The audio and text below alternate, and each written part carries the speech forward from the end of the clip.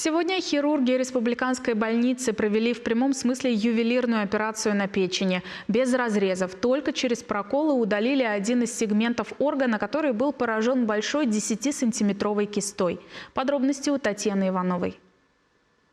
Никаких серьезных жалоб больная не предъявляла. При диагностике на УЗИ врачи обнаружили большую кисту в печени и приняли решение ее удалить, пока новообразование не привело к нарушению функции органа. К счастью, киста находилась только в одном сегменте печени. Это дало возможность провести резекцию лапароскопически, то есть без разреза, через 4 маленьких прокола. То есть мы удалили 7-й сегмент печени и тем самым сохранили большой объем паренхим печени. То есть после операции не будет послерезекционной печеночной достаточности. При таком оперативном вмешательстве сохраняется до 80% печени. Уже через час прооперированная женщина пришла в себя после наркоза, и нам удалось с ней пообщаться. Через сутки уже может быть вставать. Выздоравливать. Угу. Спасибо.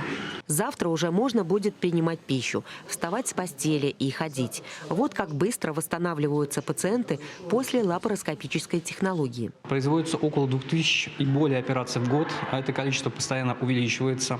Высоконагрузочные операции проводятся по профилю таракальная хирургия, хирургия печени желчевыводящих путей, урология и многим-многим другим. В помощь хирургам республиканской больницы современные видеоэндоскопические стойки и все расходные материалы. Техника помогает проводить манипуляции с ювелирной точностью. Татьяна Иванова, Екатерина Янгалакова, Вести Чувашия.